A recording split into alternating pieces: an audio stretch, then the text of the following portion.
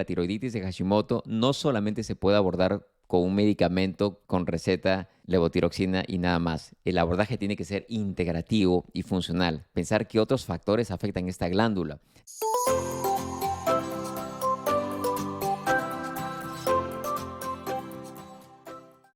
Hola, en este episodio vamos a hablar de la tiroiditis de Hashimoto, tiroiditis o enfermedad de Hashimoto. Es una de las enfermedades autoinmunes más comunes. De hecho, es la enfermedad autoinmune más común en el mundo. Es la causa más común de hipotiroidismo en países en desarrollo. Me refiero a países en donde la deficiencia del yodo no es un problema. Vamos a cubrir diferentes tópicos. Primero, vamos a definir qué es la tiroiditis de Hashimoto. ¿Por qué es importante saber de la tiroiditis de Hashimoto? ¿Cuáles son los síntomas que produce? ¿Cómo se diagnostica? Y vamos a hablar de un abordaje integrativo y funcional de la tiroiditis de Hashimoto. Y en esto le digo que me acompañen hasta el final del episodio porque en este abordaje es en donde voy a pasar la mayor cantidad de tiempo contándoles no solamente sobre la experiencia clínica, sino sobre los estudios de investigación. Hay muchísimo que hablar en la tiroiditis de Hashimoto. Y empezamos aquí, la tiroiditis de Hashimoto. Primero entendamos la tiroides. Hay muchas personas que no saben qué es la tiroides. La glándula tiroides es una glándula muy pequeña en forma de mariposa que queda en la parte del cuello, anterior del cuello, y pesa entre 15 a 30 gramos en un adulto. Es una glándula muy pequeña, pero es una glándula que es muy, muy importante, ya que controla muchísimos procesos metabólicos hormonales en todo el organismo. Y en la tiroiditis de Hashimoto lo que pasa es que es una enfermedad autoinmune. Autoinmune me refiero donde el cuerpo no puede reconocer bien si esto es algo que es dañino para el organismo o si esto es algo que es propio. Tiene una confusión. Entonces se le llama autoinmunidad porque nuestro propio cuerpo destruye nuestras células o ciertas partes de nuestros tejidos. En este caso, en la enfermedad de Hashimoto o la tiroiditis de Hashimoto, que también se le conoce como tiroiditis linfocítica crónica, o tiroiditis autoinmune, nuestro cuerpo no reconoce la glándula tiroides, se confunde y comienza a atacar nuestra propia glándula tiroides. Por más extraño que eso le podría sonar, las enfermedades autoinmunes son muy comunes en el mundo y tenemos muchas. Hay la celiaquía, tenemos la diabetes tipo 1, que también es una enfermedad autoinmune. Hay muchísimos tipos de enfermedades autoinmunes y cada vez están más comunes en todo el mundo. Es por eso la importancia de hablar de esta enfermedad de Hashimoto. Vamos entonces a decir la importancia de hablar de Hashimoto. Hay muchas razones. Como les digo, primero porque es la enfermedad autoinmune más común en el mundo. Segundo, porque la tiroides es una glándula importantísima en nuestro cuerpo. Cada célula de nuestro cuerpo tiene receptores o está relacionada con el funcionamiento de la glándula tiroides. Es impresionante porque la tiroides regula el metabolismo celular de todo nuestro organismo. Y cuando me refiero al metabolismo es regula las necesidades energéticas de cada célula. La tiroides es ese órgano que a pesar que es tan pequeño, controla todo el cuerpo. Cuando una parte de nuestro organismo necesita más energía o necesita menos, o las células, los requerimientos celulares incrementan, es justamente la tiroides quien va a regular todo esto. Es parte del metabolismo. Siempre hablamos del metabolismo y hay muchas personas que dicen, oh, tú tienes un metabolismo muy lento o muy rápido. Y todo esto tiene que ver con la glándula tiroides. Es una glándula súper, súper importante. Personas escuchan hablar de la glándula tiroides cuando hay un problema. Generalmente es el hipotiroidismo o el hipertiroidismo. Bueno, en el hipotiroidismo, para recordarles, es justamente cuando estas personas tienen esta glándula tiroides que está funcionando de manera muy lenta. Y la tiroiditis de Hashimoto, esta enfermedad autoinmune, es la causa más común del hipotiroidismo. Tener presente que enfermedades autoinmunes no se presentan solas. Ese es el otro tema que es importante. ¿Por qué estamos hablando de esta enfermedad autoinmune? Porque generalmente una enfermedad autoinmune va de la mano con otra. Cuando alguien tiene Hashimoto o enfermedad de Hashimoto, ya hay que ir sospechando de que podría haber otro tipo de enfermedad autoinmune, como lo vamos a ver en este episodio en unos minutos. Veamos de que cuando sucede este ataque, autoataque o este problema de autoinmunidad contra nuestra propia glándula, se generan unos anticuerpos. Son generalmente dos los más comunes: el antiperoxidasa tiroidea o el anti TPO se le llama, y el otro que es el antitiroglobulina. Y se ha encontrado que personas justamente que tienen estos anticuerpos elevados, esta elevación se produce antes de que tengan los síntomas clínicos. Revisando, la glándula tiroides es muy pequeña, pero es muy importante. Cada célula del cuerpo tiene que ver con la tiroides. Y el hipotiroidismo causado por Hashimoto es cada vez más común en todo el mundo. Es la enfermedad autoinmune más común en todo el mundo. Ahora, ¿cuáles son los síntomas que da la tiroiditis de Hashimoto? Inicialmente las personas pueden tener síntomas de hipertiroidismo. La tiroides generalmente cuando da síntomas son de hipertiroidismo, es decir, como que uno se siente acelerado, la taquicardia, sudoración, que inicialmente se podrían presentar. ¿Por qué? Porque hay destrucción de la glándula tiroides. Entonces, la tiroides libera las hormonas tiroideas al torrente sanguíneo, a la sangre, y personas podrían tener síntomas de hipertiroidismo inicialmente.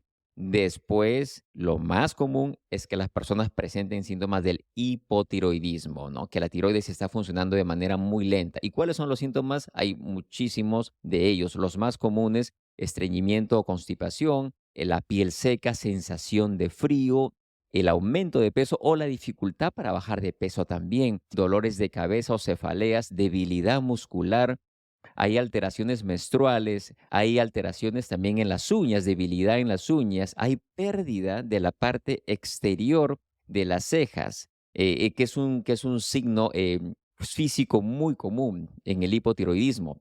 Además, también hay reducción de la libido, hay problemas con la memoria y en casos avanzados, problemas de hipotiroidismo causados por Hashimoto pueden llegar a la depresión e incluso la demencia. Entonces, usted dirá, pues son tantos síntomas. Sí, son muchos síntomas y son muy variados. ¿Por qué? Porque justamente la tiroides se relaciona con todas las células del organismo. Es decir, los síntomas van a ser muy, muy diversos, pero entre los principales estamos que las personas se encuentran cansadas, están cansadas, alteraciones menstruales, pérdida del cabello, fatiga y dificultad para perder peso o ganancia de peso. Veamos ahora cómo se diagnostica la tiroiditis de Hashimoto. Además del examen físico y de la historia adecuada, hay los exámenes de laboratorio. Exámenes de laboratorio, los principales es el perfil tiroideo. Generalmente, cuando alguien tiene hipotiroidismo, los doctores, sus doctoras o médicas, generalmente chequean solamente una hormona, que es la TSH, que es la hormona estimulante de la tiroides. Y el valor de esta hormona va hasta 5, lo normal. Entonces, personas dicen, bueno, estás bien, no hay ningún problema.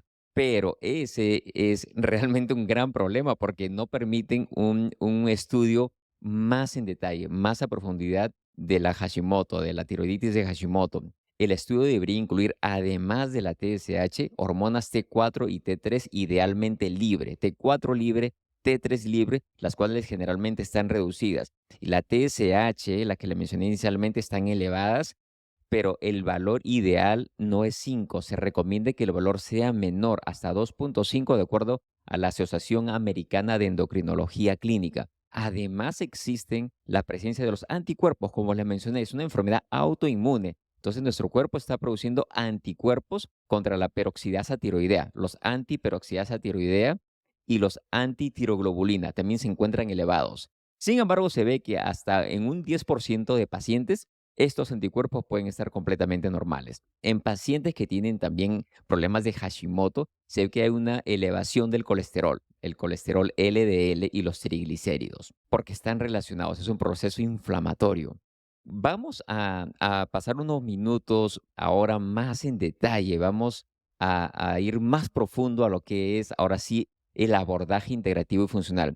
Y les digo esto porque generalmente lo que se ve es de que cuando alguien tiene hipotiroidismo, va a su proveedor de salud, le hacen los análisis básicos, generalmente es el TSH, y dicen, bueno, sí, está un poco elevado, estás con síntomas, le voy a dar su medicación. Le doy su medicamento de levotiroxina, que es T4 sintética. Luego se le chequean los análisis después de unas 4 o 6 semanas o 8 semanas y van viendo cómo van los resultados del laboratorio. Lamentablemente, este tipo de enfoque trae muchos problemas en el sentido de que no se aborda al paciente de manera integrativa y funcional. ¿Por qué? Porque muchas veces los laboratorios, sobre todo en estos rangos que son muy elevados, TSH hasta 5, pueden estar completamente normales. Las hormonas tiroideas en muchos casos sí ayudan definitivamente, pero se ve que en un gran número de personas, a pesar de que los laboratorios están completamente normales, las personas no se sienten bien. La fatiga continúa, siguen perdiendo el cabello, están con problemas de memoria, no pueden bajar de peso y ahí viene el gran problema.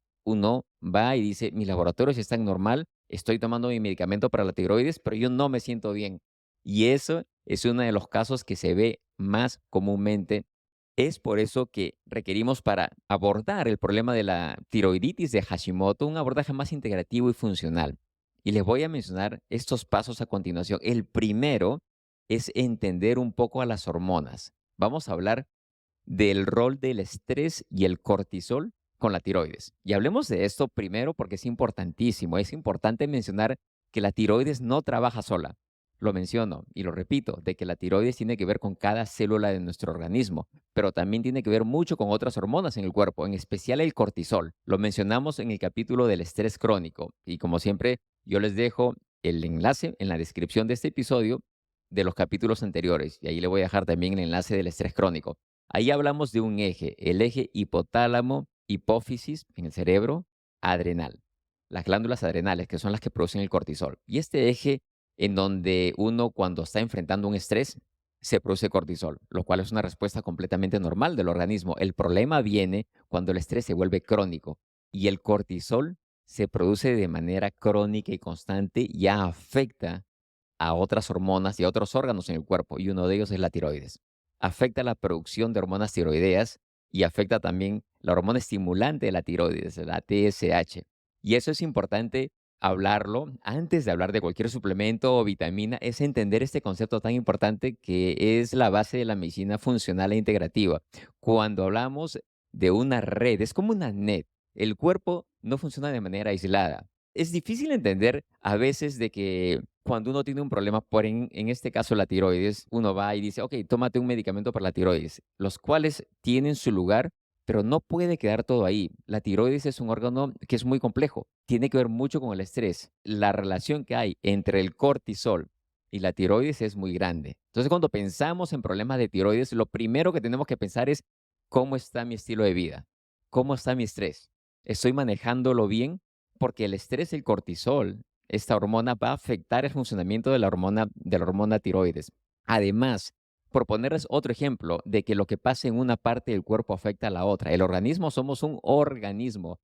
Somos no solamente un conjunto de piezas aisladas y que funcionan de manera individual. Absolutamente no. Somos un organismo que funciona de manera integral. De eso es integrativo y funcional. Tenemos una función específica.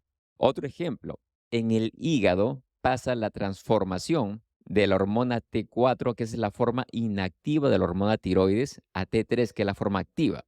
Sabemos, y me imagino que lo han escuchado, los que son profesionales de la salud lo saben, para el público en general, les cuento que hay dos tipos principales de hormonas tiroideas, la T4 y la T3, que es la que se hace el examen de sangre y que es la que hay en medicamentos también. La T4 es la más conocida, que es la T4 es la que se da como medicamento. Sin embargo, la T4 es la forma inactiva de la tiroides. La forma activa es la T3. Por eso es importante chequear la T3, idealmente libre, en la sangre también. Les cuento de que la transformación no pasa por arte de magia. La transformación de T4 de la manera inactiva a la forma activa de la tiroides, que es la que queremos, la forma activa, la T3, pasa principalmente en el hígado. Si uno no tiene un hígado que está funcionando bien, lo hablamos en el hígado graso la semana pasada y ahí hablamos de la importancia del hígado como un órgano detoxificador. Además, el hígado juega un papel importante en la transformación de las hormonas tiroideas. Hace que la hormona tiroidea, que es inactiva, se vuelva en forma activa. ¿Y saben dónde más pasa transformación de la hormona tiroides de la manera inactiva a la activa? En el intestino.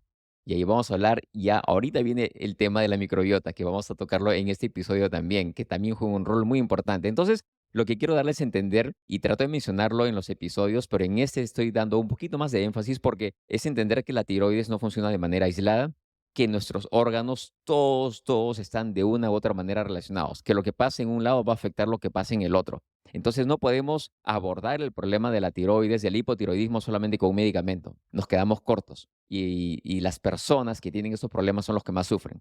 Entender de que las hormonas van a afectar una a la otra, sea la insulina, sea el cortisol, la resistencia a la insulina también se ha visto que afecta la tiroides, el funcionamiento de la tiroides. Nuevamente, en este caso, hablamos del estrés crónico, el cortisol, y hablamos de cómo esto afecta a las hormonas tiroideas. Entonces, la primera pregunta que tienen que hacer siempre por un abordaje adecuado de problemas de la tiroides es cómo está mi estrés. Y les voy a contar de un estudio que se publicó el año 2019 en el Journal of Molecular Biochemistry y se mostró que luego de una intervención de 8 semanas usando técnicas para controlar el estrés, los pacientes que tenían tiroiditis de Hashimoto no solamente mejoraron los niveles de la antitiroglobulina, sino que también hubo una mejoría en los niveles de ansiedad, de estrés, de depresión. Además, mejoraron su calidad de vida.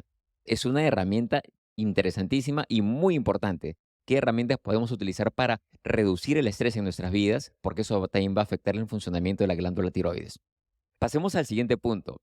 El siguiente punto del abordaje integrativo y funcional de problema de Hashimoto está en los intestinos, principalmente la microbiota.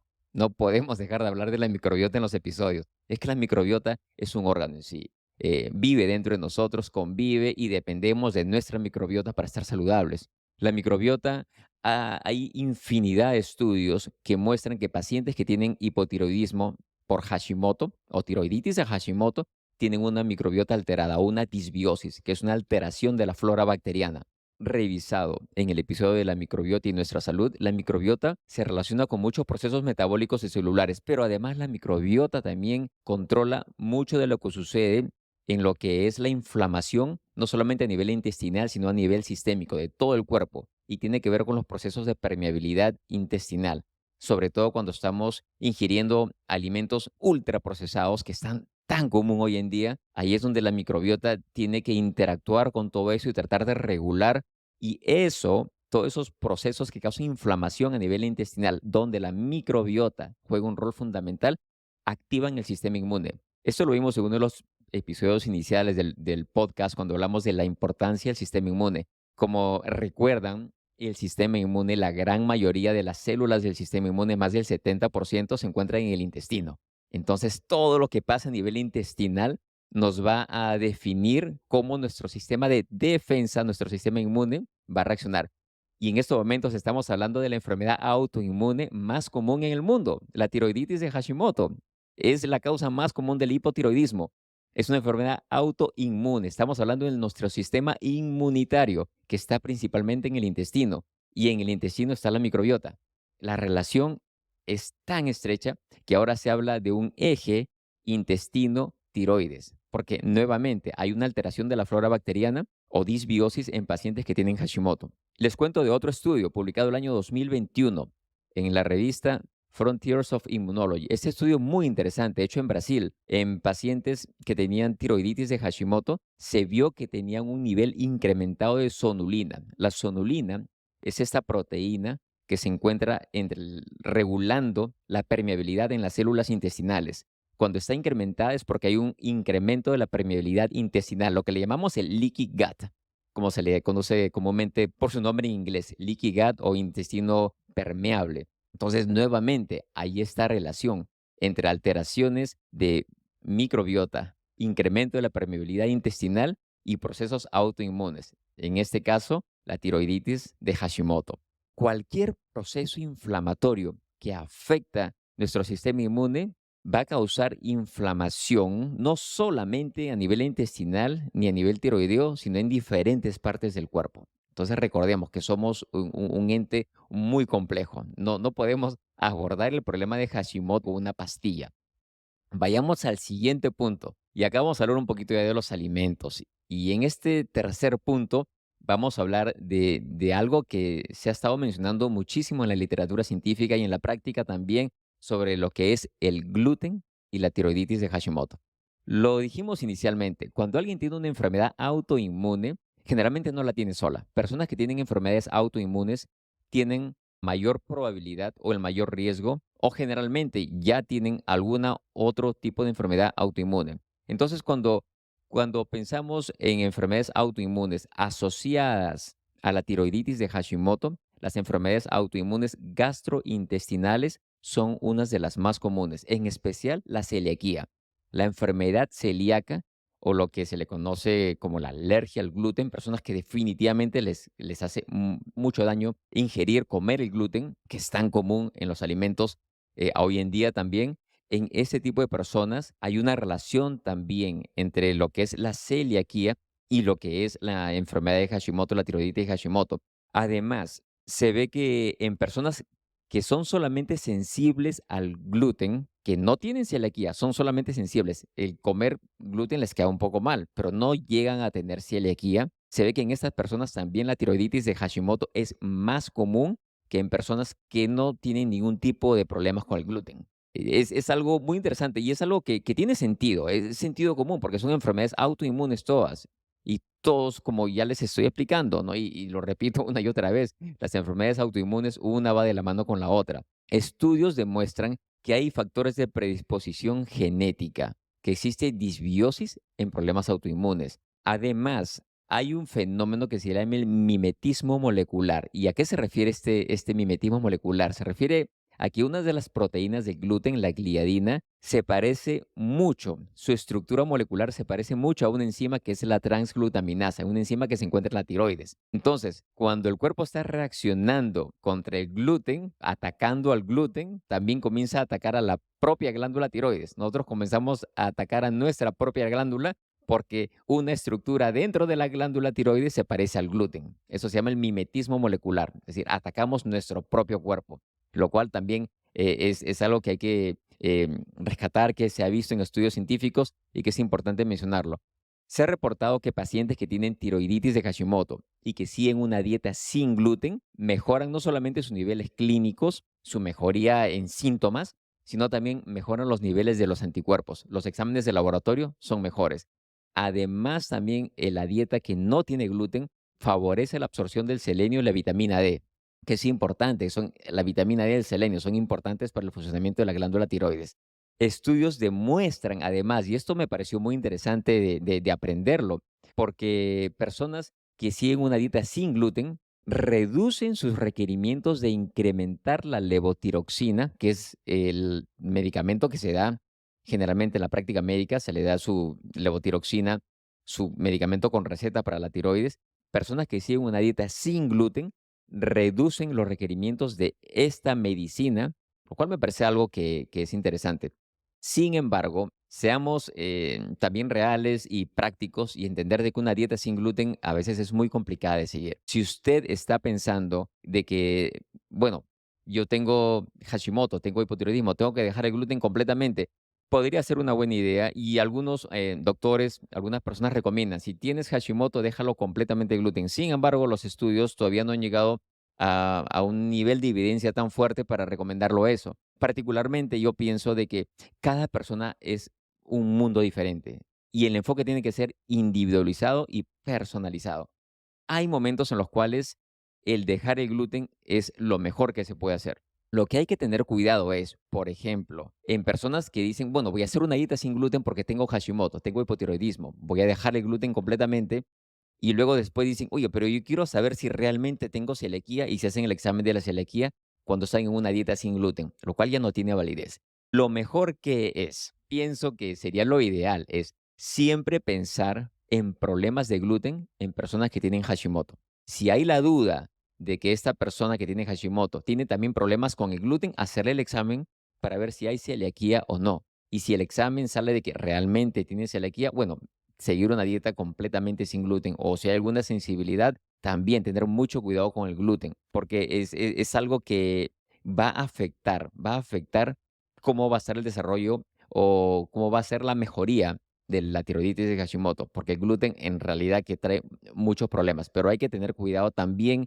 cómo interpretamos los resultados y nuevamente cada persona, cada caso es un mundo diferente y hay que pensar solamente de que es una celiaquía, está muy relacionada a enfermedad de Hashimoto porque son las 2 enfermedades autoinmunes. Entonces, hay que siempre pensar en eso. Como le dije inicialmente, en el primer paso, pensar en el estrés.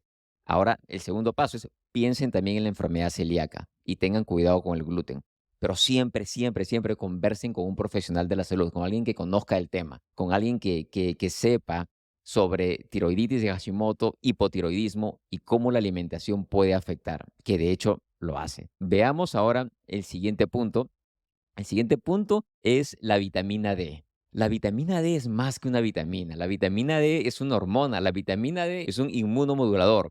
La vitamina D se ha visto que la deficiencia está asociada a muchos casos de tiroiditis de Hashimoto. Juega un rol importantísimo en la modulación de la respuesta inmune y se ve que en personas donde se recupera los niveles de vitamina D, donde se suplementan con vitamina D, mejora también los síntomas de tiroiditis Hashimoto. Hay un estudio publicado el año 2015 en pacientes en Grecia, en donde se demostró justamente que la suplementación de vitamina D en pacientes que sufrían de tiroiditis de Hashimoto mejoró los niveles de anticuerpos de esta enfermedad. Y se ha visto también de la asociación que hay entre personas que son obesas con tiroiditis de Hashimoto y que tienen deficiencia de vitamina D.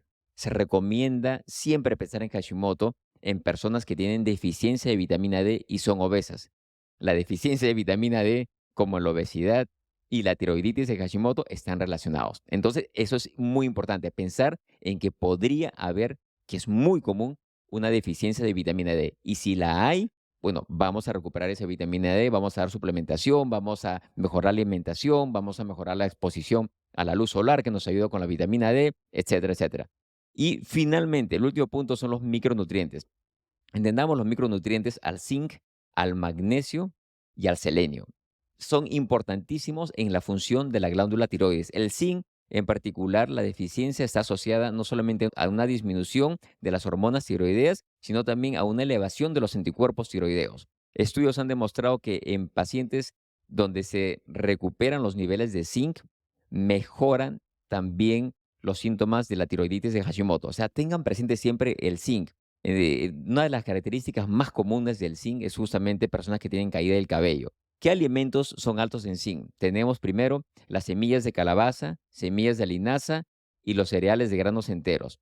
El magnesio es el otro de los micronutrientes importantísimos. Está presente en cientos de procesos enzimáticos y metabólicos en todo el cuerpo. Y se ha visto que pacientes que tienen tiroiditis de Hashimoto también tienen deficiencia de magnesio. Vamos, consideremos también el magnesio como un elemento fundamental en el abordaje integrativo de problemas de la tiroides, hipotiroidismo por Hashimoto. Alimentos que son altos o ricos en magnesio, tenemos las legumbres, las almendras, langostinos, acelga, entre muchos otros. Terminamos con el selenio. El selenio también es clave en la salud de la glándula tiroides. El selenio ayuda a regular la respuesta inmunitaria. Así que el selenio es importantísimo también dentro del abordaje integrativo y funcional de la glándula tiroides en problemas de hipotiroidismo por Hashimoto. Alimentos que son ricos en selenio, tenemos las nuez de Brasil, los hongos o setas, la langosta, el bacalao, carnes, huevos, además de muchos vegetales. En conclusión, entendamos que la tiroiditis de Hashimoto es la enfermedad autoinmune más común que existe en el mundo. Entendamos que la tiroiditis de Hashimoto no solamente se puede abordar con un medicamento con receta, levotiroxina y nada más. El abordaje tiene que ser integrativo y funcional. Pensar que otros factores afectan esta glándula, desde el estrés, desde la microbiota, alimentarse de manera saludable, desde lo que es el sistema inmune, el estrés crónico es importantísimo y los niveles óptimos de los macro y micronutrientes. Y finalmente entendamos el rol importante, crucial, vital de la vitamina D. Pensemos siempre en que podría haber una deficiencia de vitamina D. Revisemos los niveles de vitamina D en personas que tienen hipotiroidismo por Hashimoto. Les agradezco, como siempre, una vez más por escucharnos en las diferentes plataformas de podcast. Como siempre, les agradezco una valoración hasta 5 estrellas para poder llegar a más personas, a quienes nos están viendo en el canal de YouTube, en el video podcast. Muchas gracias por su tiempo. Espero que esta información sea de valor y por favor compártanlo con alguien a quien ustedes creen que esto le pueda ayudar. Muchas gracias. Hasta pronto.